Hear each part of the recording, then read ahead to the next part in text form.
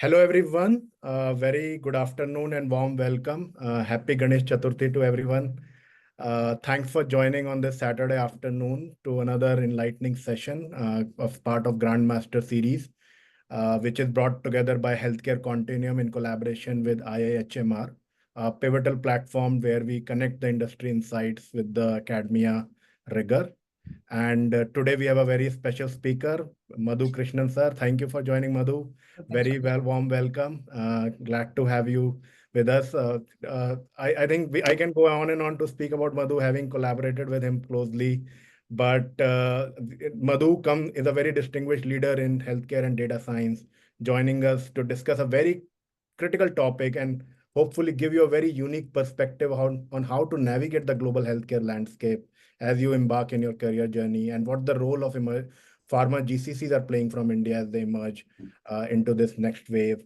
Madhu brings a wealth of experience, having led data science and BI solutions at BMS GCC itself, as well as previously had leadership roles across IQVIA, Eversana, BMS, GSK, and worked across Asia, Europe, and North America. He has been at the forefront of data-driven healthcare innovation. So very warm welcome. Today, he'll delve into India's pharma GCC as well and how they are shaping the global healthcare landscape, driving innovation, as well as help you understand how to position to build a thriving career in this space. So without further ado, let me hand it over to Madhu. Madhu, please. Thank you very much for taking Thanks. time. Thank you, Raghav, for the very warm welcome. Can you hear me clearly? Yes, we can. Okay, great.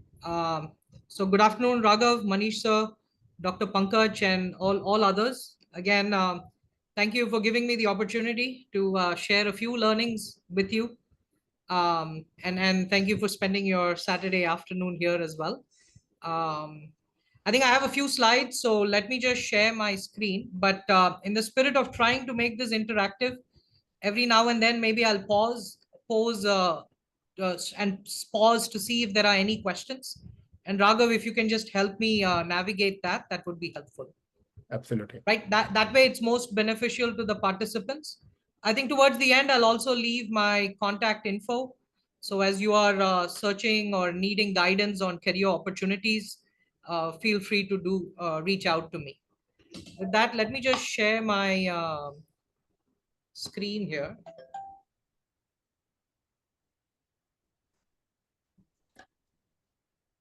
Some reason, Raghav, I'm not able to share my screen. Hang on. Yeah, okay. Are you able to now? Yeah. Let me know when you can see my screen. Yeah, it's there. You can see my screen? Yes. Okay, all right, great. I'll start. Before I get into details, I just hang on. Yeah, share a quote with you, and I'll just give you about 30 seconds to read it. And you'll see the theme coming throughout the presentation. But a very nice one from Dr. Devi Shetty.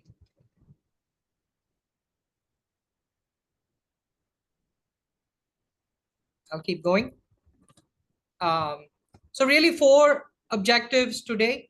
And as I said, I'll keep requesting for feedback so that I can address specific questions from all of you. I'll share a little bit on my journey in sort of healthcare. And although I got into healthcare by accident, why I perhaps stayed there and I'm still there. Just some thoughts on trends and things we are observing in healthcare and where it is headed. From there, I'll dovetail into, due to those trends, where are really our opportunities.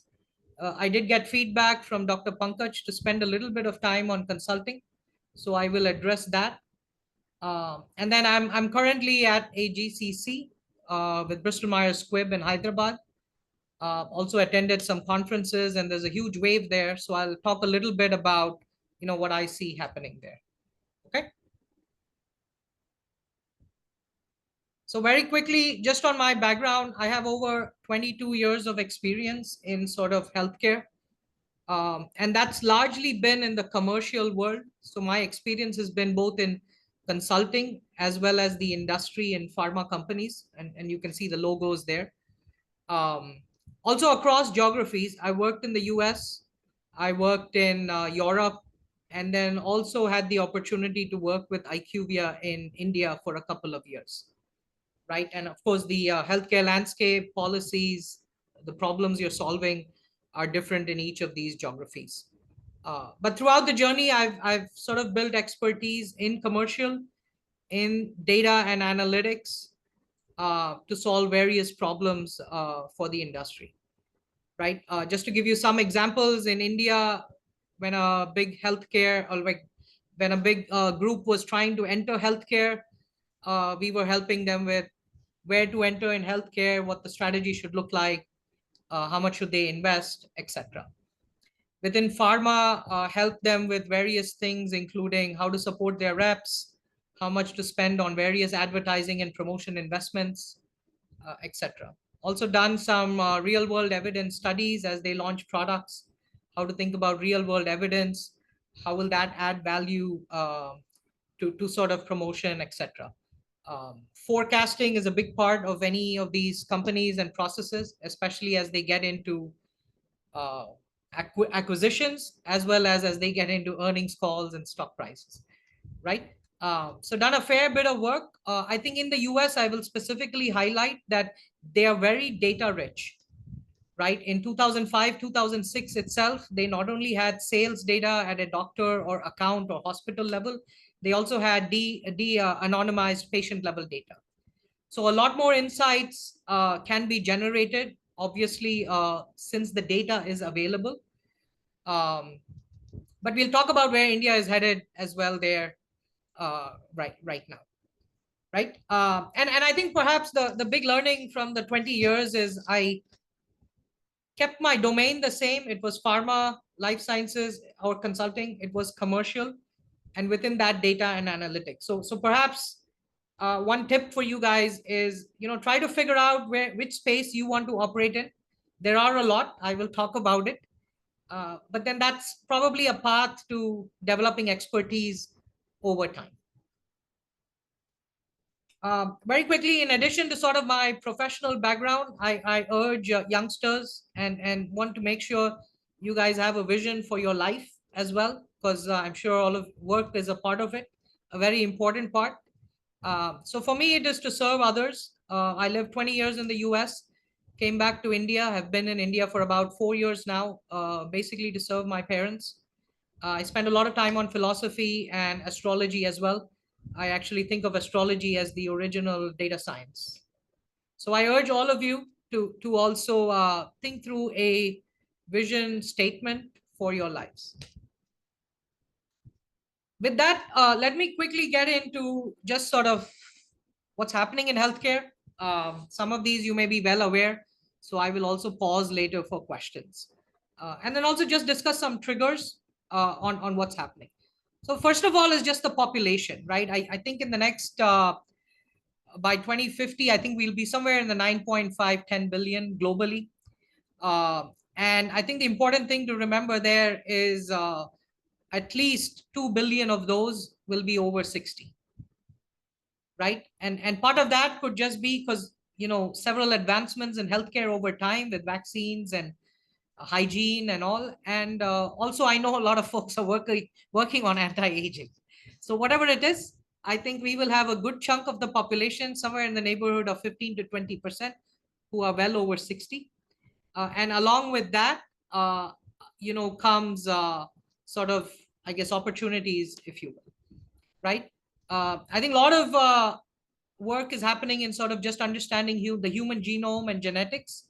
But then as a result of that, also several disorders there in the rare disease oncology space. Several studies from academic institutions have come out that said the social determinants of health are very, very critical, right? Where you live. In fact, there was a recent study from I think Stanford or Berkeley, like where you live matters. The hygiene conditions matter. The air, quality of air matters. And increasingly, there's a trend into urbanization. And there's, again, benefits and challenges with that. So just something for all of us to think about. As the population grows over time, there's sort of several triggers here happening. I think there's tons of studies, books on the impact of digital media on our health. I guess with the benefits of digital media, are we becoming more lonely, less social? Food habits, sleep habits, all of this will impact us over the next 30, 50 years. Some studies say that non-communicable diseases, diabetes, cholesterol, etc., happen in India almost 10 years younger on average than in the rest of the world. So in the western part of the world, if folks get these diseases at 50, 55, in India, they're probably getting it somewhere between 40 and 45. And for all those following the news, I think pretty much in the US or India, I think there's studies say 25 to 30% of the world, of India, US is obese. Now, there are several definitions of that, but obesity is also a very important or fundamental level unit, because that impacts almost every other cardiovascular disease that is possible. So some studies have shown that that is the fundamental unit that's correlated with several other diseases. So it's just something for us to really keep in mind here. The other big trend that is happening is the whole consumerization, right? You might have heard of GSK, Sanofi splitting their consumer health arm. Several reasons for that. In India, you can see HLL and others getting into consumer health even more than perhaps where they were before. And then you have companies like L'Oreal, Bayer, who are coming into India as well. Now, derma, hair, nutrition are probably the top areas that folks are entering into. But this is a big area. One is just in terms of taking care of people through vitamins, nutrition, etc., and hair care and all. The other is just the whole preventive wellness. I'll get into that. As consumers are becoming more and more aware, how are they getting more involved in the process? So lots happening here. I think I'll also just spend, like, fundamentally in healthcare, we're trying to solve three things, right? Accessibility is number one. Like, can people get to a site of care, get to a doctor, get to a nurse? And at least India has a very long way to go there. A lot of work happening, but just given how dispersed our population is, how do we continue to get more doctors, nurses, and also more primary care facilities so that we don't get into serious diseases? The second and a pressing problem again for India and even globally here is affordability, right? Like, how do we want to think about how will consumers pay for this? Will the government sponsor? Will there be private insurance? Even then, there is an out-of-pocket burden that they have to think about. And different companies, different models are there. All are being explored, right? US is primarily insurance-based, but then they also have insurance as you're working and if you're 60 plus. India, I think, is exploring different models, largely an out-of-pocket model today. Then you have Brazil, China, different models, right, to think about. But this is something that we really need to think through, just given the income graphs you see in the middle. And then last but not least is, of course, the quality of care, right? When I do get to a site of care and get to a doctor, and now with AI, can I diagnose earlier? Can I diagnose quicker? Can I diagnose more accurately? And then also, are the treatment options better, right? Some companies are investing heavily into getting vaccines for cancer, for example, right? Some are going away from insulin to, like obesity, they're trying to move away from insulin to oral, right? So how can we make these big waves happening in diagnostics?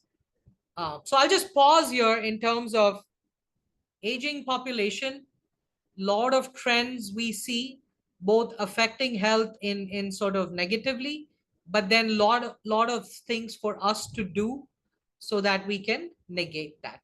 And sorry for the picture on the pizza, but we are what we eat, and that's something that we'll need to continue to take care of. So I'll just pause here after I get through this slide. So just something for us to think through as a team as well here is today, and perhaps for several years, due to various reasons, we are probably more in the treat the patient, right? Like once I become sick, what options do I have to get care and afford it? Consequently, I'm less aware also of my health. And then I also don't have the mindset to go to a doctor unless I am sick. Now, if you shift, right, I think few things are definitely happening and going to happen more in future. I think we will go more and more into not just about treating disease, can I prevent it? More and more into, I don't even want to get a disease. I want to live better with the health I have and make my health better. And so then you get into diet, you get into exercise, and so many other things. But fundamentally, for this to happen at scale in a good way, I think data and AI and the consumer mindset to share information will be the pivotal points, right?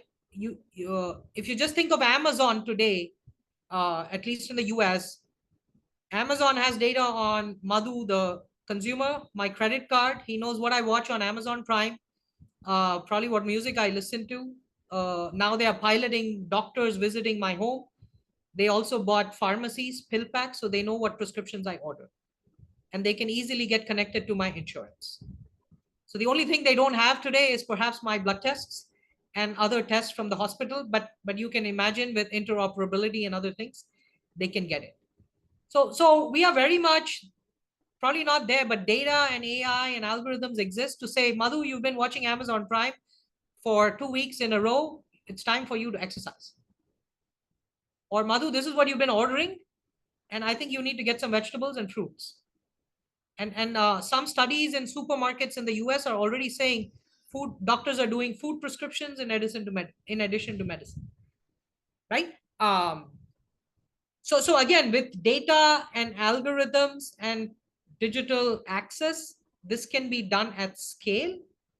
Of course, there is this whole factor of the consumer wanting to do it and wanting to share their information, right? That is what will sort of drive us there. But we are seeing this even with diagnostic companies. With the COVID, now I can do so many tests at home myself, whether it's COVID, whether it's diabetes, glucose monitoring devices.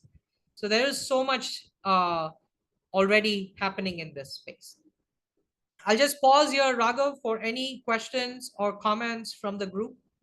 Yeah, please feel free to unmute and ask your question or type it in the chat. Any thoughts or questions? Your GCC means what the full form here? Global Capability Center. Okay, yeah. Okay. I'll get to that. Yeah. Any additional questions, thoughts before we proceed? Yeah, please feel free to type in chat any question that comes, any thought you want to share or anything that you resonate, agree, disagree with. We'll continue. Hello. Yep. Yeah, this is Abhimanyu. I have a question around this concept of patient consent. I think maybe Madhu will talk about it later, but just wanted to understand his perspective on what is the situation in the Western world versus India. To what extent is patient consent taken before data is gathered about a patient or a consumer? And does he have any views on how it is in India versus in the Western countries?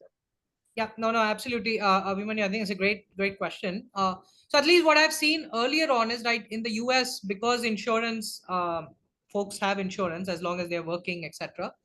I think that information gets triggered at the pharmacy when they buy a medicine. And then, of course, different switches collected. But there, everything is anonymized, right? I cannot, in fact, so much to the extent that even if there are 2 or 3 data points about the patient that might help me identify them, I cannot use it.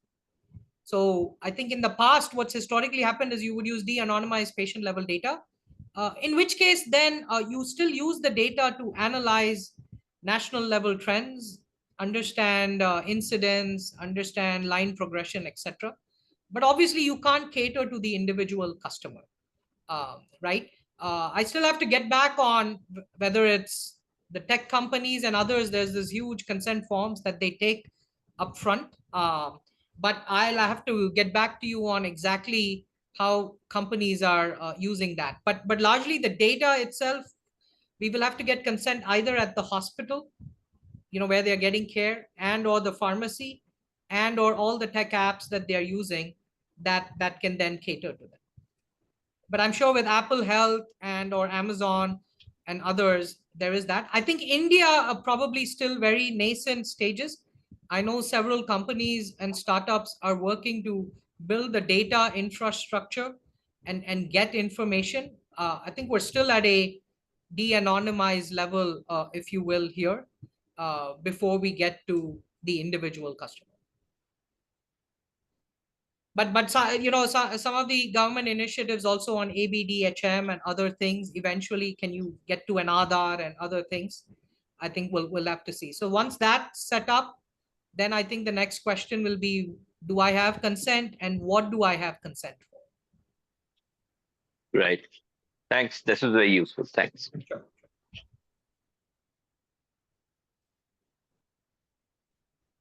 I'll keep moving, Raghav. Yeah, definitely. So let me go on. Yeah. So then with sort of that background or intro, I just wanted to see, just give you a glimpse for where the opportunities are, right? And how the different stakeholders in the ecosystem are working.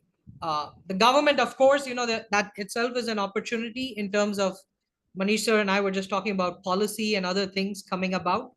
But PMJAY is a big initiative. AB Digital Health Mission is a big initiative. Public health. So several initiatives are being worked on by the government, and even in fact, public-private partnerships, both for providing access as well as affordability. I think you have international bodies as well. Apart from the ones mentioned here, you have Bill and Melinda Gates, you have Clinton Global Initiative, several of those guys also. I think the big bucket is what I will double click into subsequent slides. But both pharma, medtech, consumer health companies, there's digital health companies, there's insurance companies, and several startups in India, at least, working on the data side, working on diagnostics, working on several aspects of sort of the patient journey, right? So several, I'll touch upon that in more detail and opportunities for you guys when you graduate. A lot of activity happening in the PE space, if folks are interested there. That's another very attractive space in terms of healthcare funds and investments in healthcare. A lot going on in hospital, if you've caught the news, right? Universities and research centers, I guess IMHR themselves and others, ISB, there's lots happening here. And they will continue to play an active role, not just in terms of partnering with, I think, corporations, but also the hospitals as we get to more perhaps academic research centers and all, similar to what they have in the West. Hospitals, big, right? And hospitals are doing multiple things. Apollo, for example, is trying to get into the whole spectrum of not just care, but pharmacies, virtual care, etc. How do I get to most of our population that is in rural areas, right? We are very dispersed. I would say still a lot of these advancements in technology, etc., are serving the urban and sort of top 15, 20% of the population, if you will. And then there's patient advisory groups. I think we shouldn't lose focus on just the doctors and healthcare workers. I think there are a lot of initiatives also happening on how to get more doctors, get more nurses, right? Our doctor to patient ratio is quite low, at least in India as of now. And then in other countries, you're hearing how overworked they are. So can technology help them? There are startups working on that in terms of optimizing their workflow, etc. And then last but not least is, of course, us as consumers before we even become patients. There's a lot of information we have access to. A lot of companies targeting us directly. There's Betos of the world. There's Livongos of the world that are going direct to consumer. So hopefully this gives you a landscape, at least a quick view into how different parties or organizations are working on different parts of the journey. And so going back to my original point, I think it's a function of where each of us, what each of us are passionate about, and where each of us want to develop expertise in to contribute. I'll just double click, as I said, just 1 minute here. I'll just double click on the middle bucket. That's probably where I've spent the most time. Also heard from Dr. Pankaj to share some thoughts there. So if I just get into the middle bucket, at least in India, I sort of see these three opportunities. One is just being able to work in a pharma or consumer health company, and it can be an Indian pharma consumer health or a multinational company, right? Several of these folks have offices mostly in Bombay, but they're also in Delhi, they're in Bangalore, they're in Hyderabad, etc. And for them, I guess, depending on your expertise, there are companies that manage end to end, right? From supply chain and IT and data and analytics to everything. So it's a function of what you have the right skill set for and where you want to contribute. I will talk about that subsequently. I think the middle bucket, I've spent a lot of years here, almost 14, 15 years, both in the US as well as in India. And I think you can think of consulting as, obviously you have the McKinsey, Bain, BCGs. You have other consulting firms. Almost every consulting firm has a healthcare practice, right? And I think the distinction in some ways, at least with the McKinsey, Bain, BCGs and others, is you have what I call commercial healthcare, so helping pharma and all. And then they also have a large public health practice. So even IQVIA, for example, in Delhi has a large public health practice, right? So again, depending on your interests and expertise, you can operate in the commercial world and or the public health world. Several of these firms also have financial institutions consulting. So private equity, helping with investors, helping with due diligence of assets. That's also something if you're interested in. Then the third and fourth get more into data and analytics. I guess these consulting firms can support clients in India, but predominantly they support clients in Europe, US, right? So if I want to support Pfizer in the US, companies like IQVIA, Zedis Associates, Eversana do that. So that's another opportunity for folks. I think they've set up shop in India. They have, some companies have over 10, 20,000 people. They operate out of Pune, Bangalore, Delhi, and a lot of good career options, opportunities to build expertise there. And then the third, again, I was talking to Manisha, it's not really a new wave, but it is a wave that's picked up, I guess, in this year for sure, is what we are calling GCCs, or Global Capability Centers, right? I'll talk a little bit about the trigger points, but several pharma companies are now setting up their own centers in India, right? That's the difference between the middle bucket and the right bucket. It's like I will no longer, or I will go to IQVIA or ZS or McKinsey for very specific things. But most of the work, I will build my own facility and do it, hire people, train, and do it in-house. Novartis was probably the pioneer here in some ways, if I may say so. They've been in India for over 10 years and seen several sort of progress. They are based out of Hyderabad. Now, fun fact for all of you, right opposite Novartis, Bristol Myers Squibb is there today in Hyderabad. Right next to Novartis is Sanofi. Right next to Bristol Myers Squibb is Zoetis. And I hear Amgen and J&J are also there. So within about half a kilometer, and you can see each other from our windows or balconies, all these pharma companies have set up shop this year. Sometime in Feb, March, there were almost 7, 8 pharma consumer health CEOs visiting India. The Lilly CEO was there. BMS CEO was there, and several others. Right, so that's sort of what's happening in GCCs in India. I will get into the details of that on the next slide.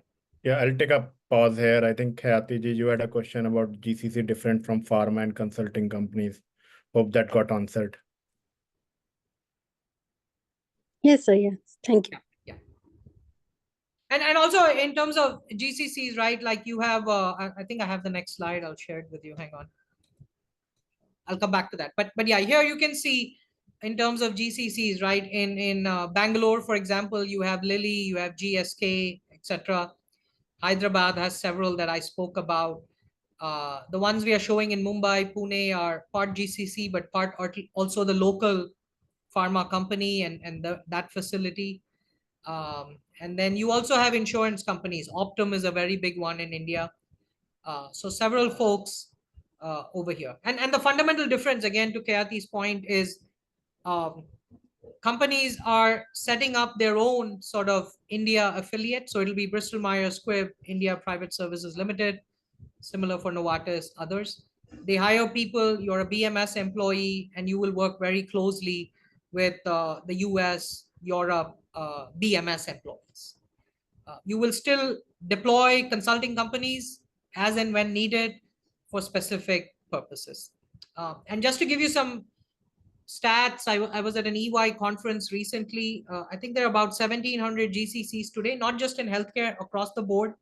I think that number is projected to get to almost 2,500 by 2030. Right? Some estimates are saying almost adding 100 or a little more than that every year.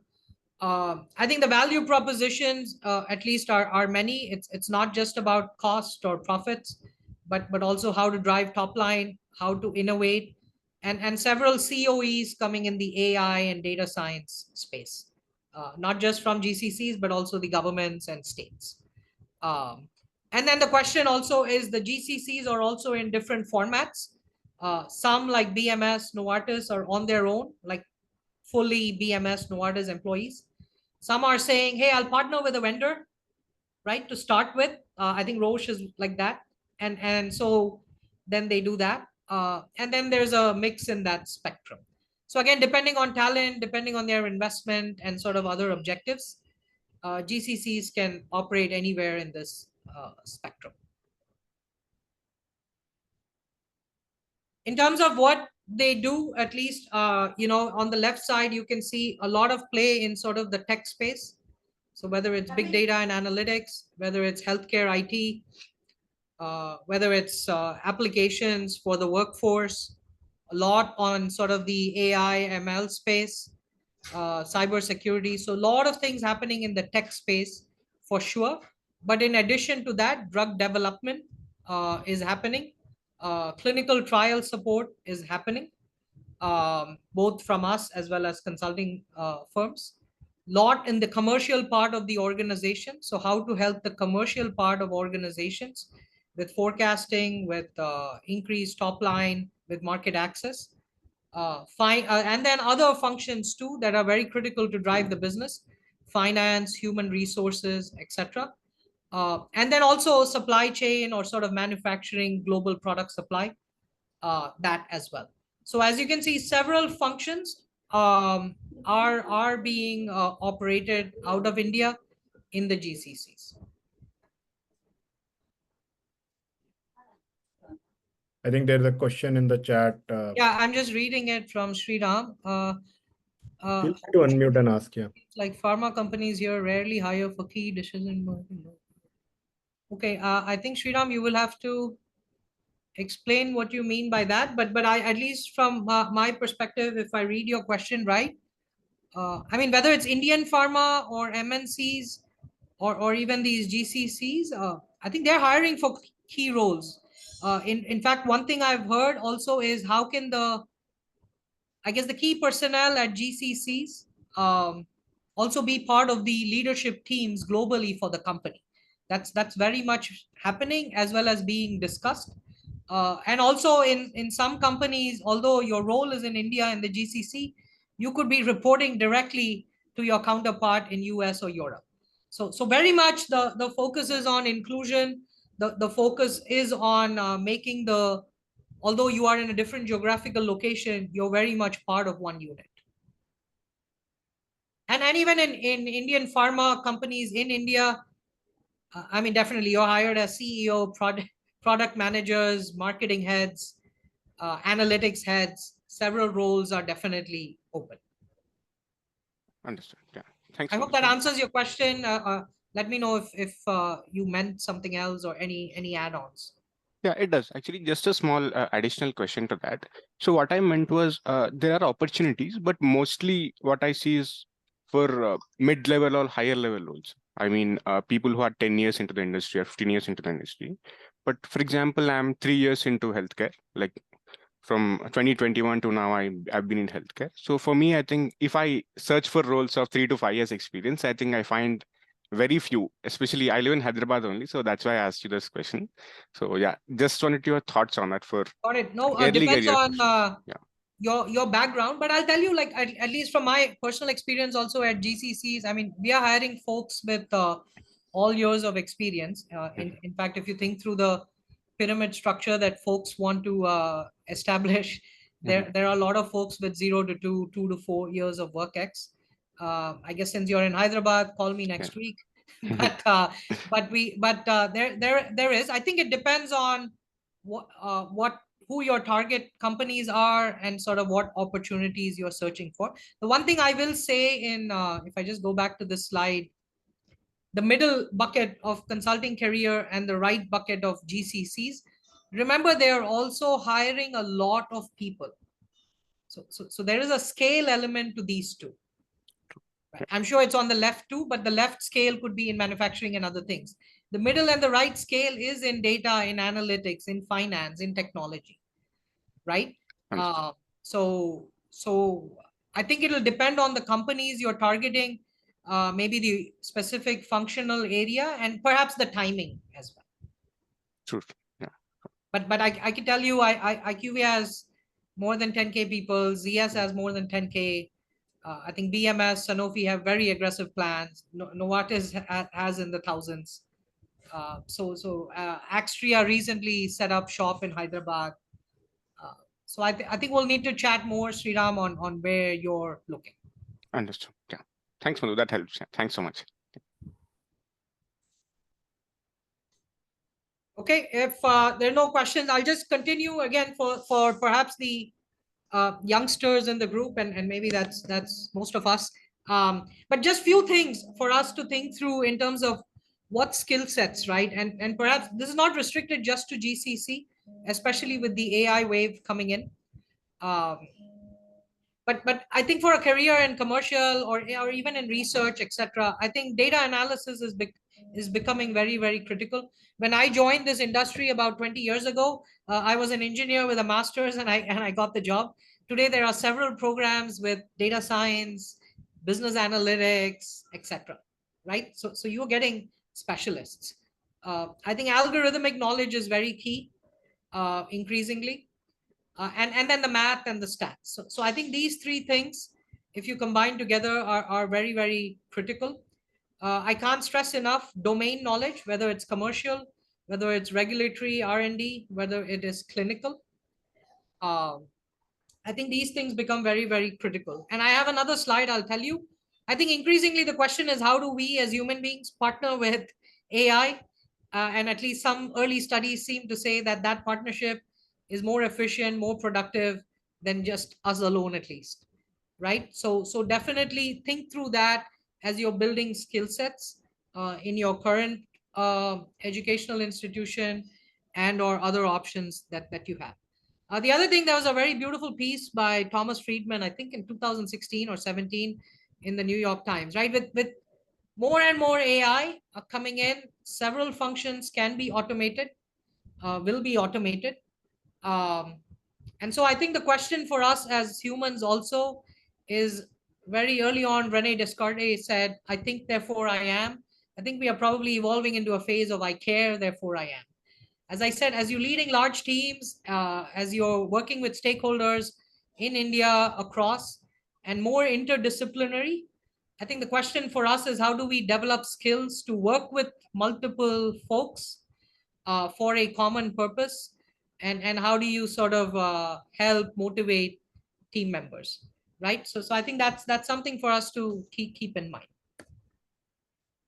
Just some books. I don't know if Raghav will share the slide with you, but just some books that I have found very useful. And I'll just connect it back to the previous slide in terms of, I think how to ask good questions is going to become a very important skills, because presumably the human being plus AI can give you the answer.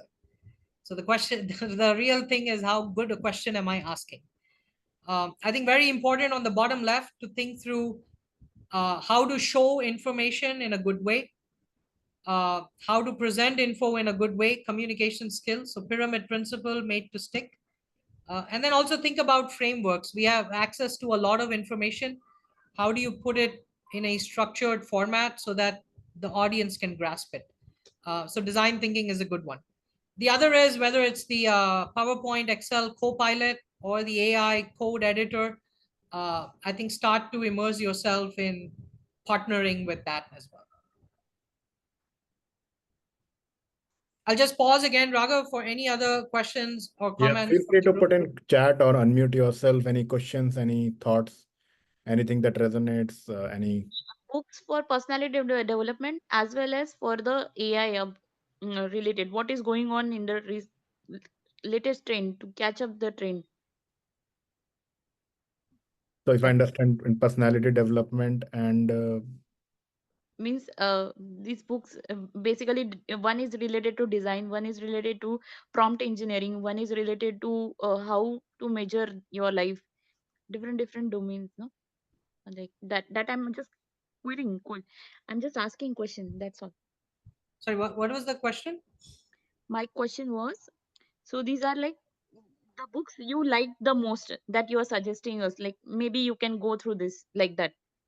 Yeah, exactly. My point, I think these are some books that I have found useful, helpful as you develop different skill sets, right? Like the bottom left, Edward Tufte is great on how to display quantitative information if you're in the data and analytics space. The pyramid principle is by an ex-McKinsey partner on how to present information in PowerPoint, slides, other things. Made to Stick gives you good frameworks on how to communicate. Exactly. Okay, thank you. Not to forget the Coursera's, the data camps, your own universities, etc. Right? There is a lot of access to info. But the point is, I think we, in this new wave, all of us have to just keep building our skill sets. yeah. I think Takshu, you have a question. Please feel free to unmute and ask. Sure. Thank you so much for the opportunity. First of all, I would like to thank the moderator and the panelist for such a wonderful session. Just out of curiosity, I want to ask, see, when the AI came, it just changed everything, the way we think about the future and the way we are handling our current business operations. So if I'm allowed to ask, what is the next big thing for which we should be prepared? From the industry side, that is number one, and the number two from the government side. That's quite a loaded question. Maybe I'll take a first pass and then I'll let Dr. Manish sir or Dr. Pankaj add as well. See, I think several things are happening, right? As I told you on the trends. I don't know about, like, I don't know when you say what we should be prepared for, but I'll just say, I think, let me put it the other way. I think several things need to happen. For example, I think the cost of healthcare, things need to happen in that space, right? Whether you take even in the Western world today for diabetes or obesity, or you take in India today with most, I think 2/3 of our population is paying things out of pocket. And given the income disparity and all. So something needs to happen in that space, hopefully for the better. There are several insurance models already being tried out, including Narayana Health and all. I think the AI itself is still TBD on where we end up, right? Like, sorry, Dr. Pankaj. No. So please continue. I'll add on to it once. Yeah. Question. Out of pocket is not bad. The AI itself still TBD on sort of where we end up, right? Like whether in pharma, whether it's drug discovery, whether it's clinical trials, whether it's serving the end patient or consumer. I think still a lot needs to happen. Of course, a lot of progress has been made, but a lot needs to happen. And then of course, a lot of the stats on what happens to the humans, the workforce and all, still TBD, if you will. So at least in my mind, I think several things still need to play out and for us to see. But Dr. Pankaj, maybe you can add. Yeah. So how I see it is there are a lot of dimensions to everything, and if we are specifically talking about AI, then and this was there in the news a couple of days back that US, there is a recession which is looming. So, and one of the main reasons is most of the industries have not picked up, and specifically AI. So they are saying that no AI company has been profit making so far. 2 days back, Nvidia, the shares plunged around 10%, right? So what they are suggesting is to actually counter that recession, because that recession will happen. That is for sure. In fact, Goldman Sachs report says that it will happen as early as October 2024, right? If it happens, then actually the whole world will again shift to labor-intensive industries. And that is what has been predicted, that maybe AI is a concept which has come too soon. Maybe that has happened because nobody's making money out of it. Maybe our perceptions have changed, but nobody's making money out of AI as of now, right? So eventually, in next 5-10 years, we might go back to labor-intensive things. And I might be wrong on it, but it's over to Madhu Sudan to comment on that, I think. Yeah, no, I think like my thing is I think you're right on the money, but again, I don't think anyone's going to stop, so it'll likely keep going. The question is for us to find tangible use cases and application. Like for example, if drug discovery, Dr. Pankaj, happened, right, then there's no stopping it, right? So that's kind of where I'm going. And right now, several experiments, partnerships are happening. Almost every company is partnering and doing that. I think maybe one hypothetical I will give you on sort of what I need to be. I don't know if we need to be prepared for, but I am quite bullish on maybe 10 years out. If the data and consent is there, I do think we will be getting advice from all sorts of folks on managing our health. Yeah, maybe that can happen. I think I think data and technology are the less barriers. I think the consent and the mindset is the barrier. Right. Sure. Shri, I think Shri has raised his hand. Please. Yeah. Hello. Good evening. Can I speak? Please. It's just now you were saying that AI is not making money and we may have to go back into the labor-intensive field.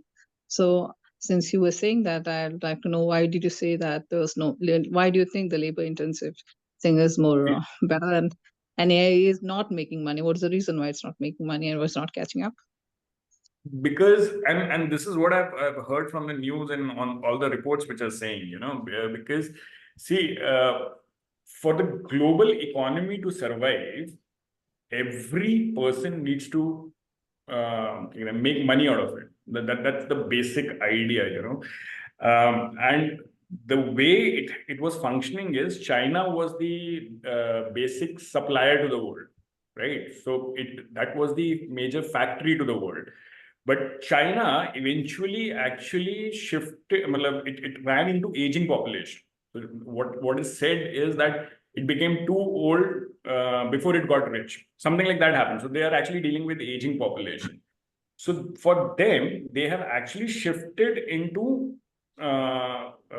things which are technology based. So specifically AI. So now they are using, and even if I talk specifically about AI is being used very differently in different countries. So for China, probably it was not so much of for the production of processes. In America, so wherever labor was not there, probably technology kicked in, including AI. Wherever labor was available, it was always suggested that you use labor-intensive industries. Now, where we are poised globally, right? More technology probably actually pushes people into something like, I'm maybe using the wrong term here, but maybe it is pushing people in below the poverty line. Maybe that is happening. Now, what World Bank is suggesting is that to actually make the global economy run, right, then you have to switch to labor-intensive industries for some part of it.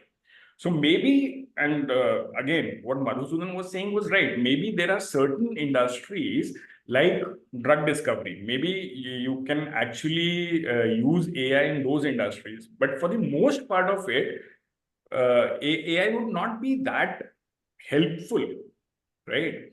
So that is the idea actually. So maybe 10 years down the line, 15 years down the line, 20 years down the line, it's a different scenario. But in near future, 5 years, probably we'll going back to the old school, I guess. Right? Well, I have a couple of points to add here. Please, Manish sir. Yeah. So the thing is like AI has got its own challenge from its own structure. Not much real-time data is available, and in fact, it's a synthetic data they've been banking on, and this is exactly the AI may go wrong. One, and second, it's again a technology in plans, so it is yet to mature. Third point, what you said, the World Bank. In fact, the recent ILO report also indicated or they analyzed the global wages shrunk by 1.4%, and that translates into $2.3 trillion. So there is no doubt about there would be some activist groups also, and all those things. I think yes, governments world over, they are very keen on manufacturing, and at the same time more participation of the labor force in manufacturing processes. And again, the AI, yes, it has got wonderful applications across in certain pockets, but again, overall, AI is yet to prove itself. That's all I have to say. Yeah. And that's why people are worried about. And that was my first point. There are a lot of dimensions to it. So I think you'll have to look at AI also from a lot of dimensions. So maybe where it is very specific, like drug discovery, maybe AI is very useful. But once we come to the day-to-day functioning and things like that, maybe AI is yet to prove itself, as Manish sir was saying. I think that like the simple thing I like to think about is, is it helping with productivity gains? Is it sort of helping top line? Is it sort of helping bottom line, right? And to your point, Dr. Pankaj, I think at least in healthcare, I'm very bullish on like the top line part on drug discovery, as well as sort of diagnostics, right? Like recently I read somebody is trying to program to predict if I will have a heart attack many years in advance. But of course, it's all subject to data availability and other things. Yeah. I think I'll conclude with this topic. I think it can go on and on in interest of time. But I recall from I am Nagpur here, Gadkari ji saying that, okay, AI applications, I'll support the startups, I'll fund it, we'll fund it, government will fund it. But if it has to come to driverless car or self-driving car, I would stop it because I don't want people to face consequences.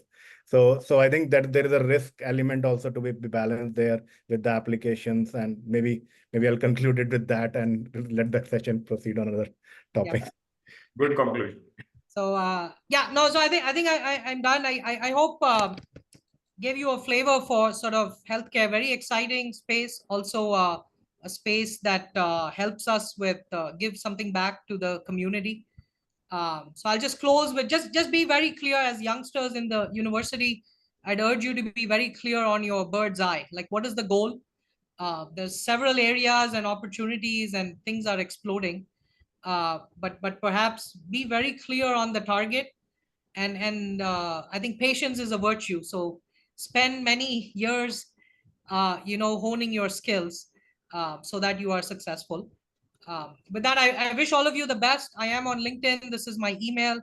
If I can help you with anything in terms of connecting you to others in the network, and or you want to learn more about consulting, etc., or the GCC opportunities, do reach out to me. You can reach out via Raghav or me directly. Thank you. No, thanks a lot, Madhu, and feel free to ask questions. Pankaj sir, any thoughts, comments from you? Sorry, I interrupted you earlier.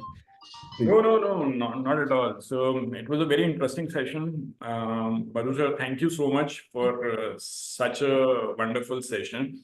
And so IHMR, from IHMR, I would really like to invite you whenever you are in Delhi. Just please do join us at campus also. We'll be very happy to host you. And it was a very insightful session, and I'm very hopeful that it has been an eye-opener for the students. Thank you so much. Thank you so much. Thank you, Dr. Pankaj. Thank you. Well, Thank you so much, Madhu sir. And lot of learning, no doubt about. I got to discover, decode what is GCC is all about. Yeah. And I could see a lot of semblance between GCC and IT industry. Okay, so we'll pick up this thing later. But the one thing I really liked actually at the outset, you made a remark. Astrology was the first, data science, right? So that really, impressed me a lot, and it's quite thought provoking. Well, So thank you, thank you Manish so. sir. I think we'll discuss it more offline. But yeah, Yeah. my father is actually a PhD in astrology, and but Okay. we can catch up more offline. Yes. Sure. Yeah. Well, thank you, everybody. Thank you, everyone. Thank you. Any questions, please feel free to ask in chat or unmute yourself. Any further questions? Actually, I have just a quick question. Could Madhu just explain very quickly the organization structure of a typical GCC, the ones which are in India? How are they organized in the sense? Do they have different functions, departments within the same Yeah. center? So Yeah. typically, again, as I said before, the GCCs could they could have different models. So some companies, for example, like everything is their own company, right? So for example, Novartis BMS it's all BMS Novartis. Some GCCs start to partner with a vendor already. I'll just talk about the GCCs that are sort of their own companies. You typically have a site lead or a country head, if you will, and then you have different departments depending on what they are planning to start with or seed with, and over time they can keep adding functions and departments, right? So anything from IT and tech to commercial analytics, to finance, to HR, to drug development, to clinical medical writing. Several parts of the function are then set up. Obviously, they estimate how many people they need, etc., and then start to set up teams and scale in India. Thank you. Thanks. Any additional questions, thoughts?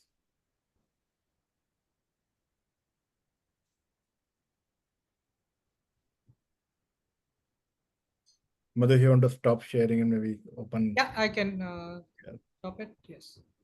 Yeah, feel free to unmute and maybe turn video or ask question, anything.